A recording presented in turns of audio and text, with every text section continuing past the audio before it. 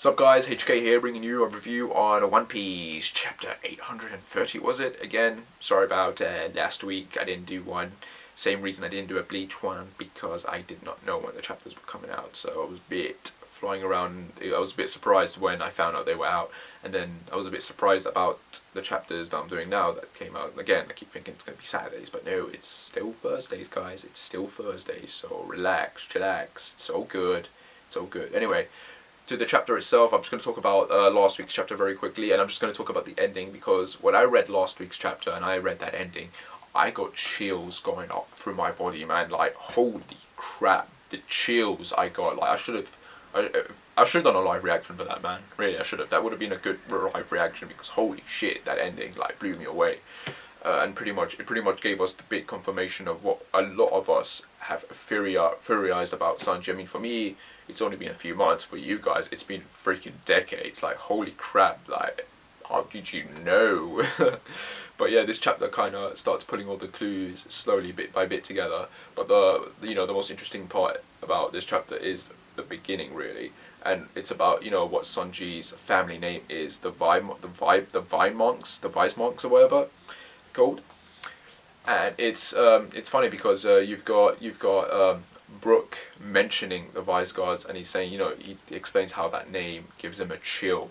So right from there, right from that beginning, opening, we know that name is not a good name. Basically, the point is Sanji's family sound like evil bastards, right? I mean, you've got Kapao sat down and going, oh, you must have had some parents, like, or relatives or something like that. So from the way the discussions are going, it makes it really sound that Sanji's family are not very good people. They're probably celestial dragons or relatives of the celestial dragons, similar to Don Flamengo and them lot. But yeah, like, it doesn't sound good. It doesn't really sound good. The fact you've got some pirate there saying that the name gives them chills makes you sound like these guys are very, very, very horrible people. I'm very curious now as to what kind of people they really are and what they mean to Sanji. I mean, I don't think Sanji gives a shit, to be honest. But the thing is, they use the term relatives, they don't use the term parents, so you have to wonder, are Sanji's parents in fact dead, and he was raised by maybe his grandparents or his uncle and aunt, or possibly maybe his father or mother died and the other parent raised him with the siblings. So in that case, yeah, the relative term would make more sense. I'm predicting that Sanji's mom is dead though, because you have this whole, a lot of people have speculated that the reason Sanji's so, why he would never hit a woman is because of his mother. Maybe his mother got hit by the father and she died or something, or maybe Sanji had a sister, and that's what the kind of love comes from not wanting to hit women. You never know, that could be the case. Sanji's sitting here, a bit shocked. His cigarette even drops, and it just, it starts like burning, and Kapao like, oh, you want to burn my castle down? No, thanks, like, stamping it out. And yeah, everyone else in the group is just kind of shocked, like what the hell's going on? And Sanji kind of explained that he was going to tell them eventually, but he didn't think his past would catch up to him so quick. And he does come to the realization that it's the wanted poster that gave him away this time around, and that there only would be one person he knows that would demand for him to be alive. And the whole thing with the wedding, like, he doesn't want to get married to a woman he doesn't even know. And we do get a confirmation that the daughter that he's getting married to is the daughter of a Big Mama. So, Big Mama and wanting her 35th daughter to get married to Sanji, like 35th. I think we got a good idea now why she's called Big Mom. Not because she's a giant, cake-loving, monster. Like, she's called Big Mama because, she's literally a big mom. She's got a lot of kids. That's a lot of love, man. I wonder how that worked.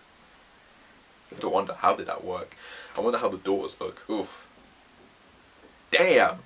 I feel sorry for Sanji, man. It does give us a good idea what the next arc is going to be, and that's that it's probably going to be the One Piece version of crashing a wedding, so I'm expecting something similar to that.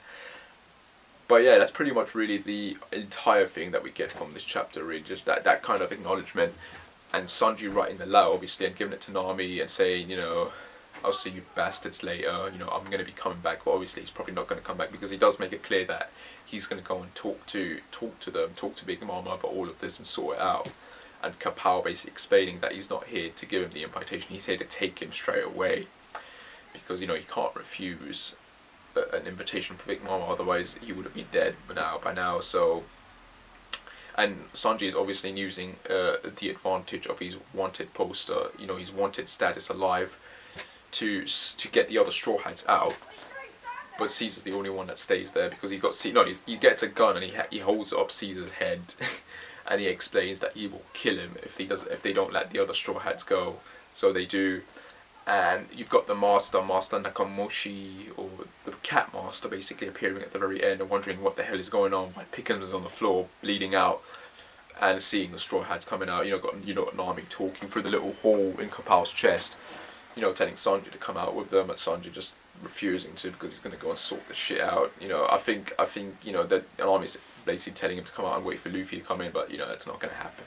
And Kapow turning into a tank and driving off and escaping the Mink tribes, and you know the Straw Hats basically telling the Minks that, you know, just let it go, they're gone now, that's over and done with. So yeah, it's very upsetting, very sad. It gives us a good idea of where things are going to go now. So we know what the next arc is going to be. We presume it's going to be some sort of, you know, Sanji's been captured or whatever, but technically speaking, he's been captured, but he's also going on his own free will, and it's to a wedding to meet with his family and Big Mama's family, and you know, so it's going to be very interesting to see. So obviously the next arc is going to be Layer Cake Island. It's not going to be the Wano village or country, whatever. It's going to be Layer Cake, which is very surprising because we all presumed we're going to be going to the Wano village, but nope, that's not going to happen. My predictions of what's going to happen is that Luffy is going to sort out the friendship between the Duke and the Master so they can make up. We're probably going to get a very quick history on as to why these two are always fighting and not friends anymore, and Luffy's going to sort this shit out. He's going to bring these two together, because also we don't have an antagonist on this arc yet, so I'm thinking maybe we'll get some sort of antagonist that's going to come in and it's going to force the Mink tribe members to all work together to defeat this antagonist. And then at the end, Luffy's going to use their help to maybe turn the elephant around, to turn Zhao around, and they're going to use that to head straight into Layer Cake Island and use that to crash the wedding. I mean, can you imagine if that's what's going to happen? Can you imagine just Sanji sitting there about to get married, like, will you take this man to be your humble wedded husband? Yeah. Do you, Sanji Mindsmock, take this lovely fat lady to be your wedded wife? No. I didn't hear that. What was the answer? No. Hell no. Oh well, I'm afraid there is no no here. It's gonna have to be yes. Nope. Make him say yes. And then you got the elephant just appearing in the foreground, like if there's a massive wind just smashing through. Like, I can just imagine that happening right now. Like I can imagine Oda pulling that stunt, like, because that would be funny as hell if they went in that route. But yeah, anyway, this whole chapter was decent. It was nice. It just wrapped everything up in terms of the flashbacks. We're pretty much now in the present, so now we can get on with moving the story forward. It was nice seeing Sanji again. It was nice getting a confirmation. I'm just very curious about his family now. Who are they? I do have another prediction. Remember those old geezers, those celestial, I don't know if those are the celestial dragons or if they're the guardians or whatever, but those old guys who were introduced very early on back in One Piece. You know, you see them in the openings sometimes. One of those dudes, you know, the blonde hair and that, and the mustache, I wonder if that's Sanji's dad actually, if he's one of those members. That would be awesome. That would be a nice way to tie it all in if that is the case, but again, we'll have to wait and see. So anyway guys, I hope you liked this review as much as I liked giving it. Sounded wrong. Anyway, like, subscribe, shut up, and don't ignore the outside noise. Crazy. Anyway, like, subscribe, whatever, as usual, and I shall see you when I shall see you. Take care and bye.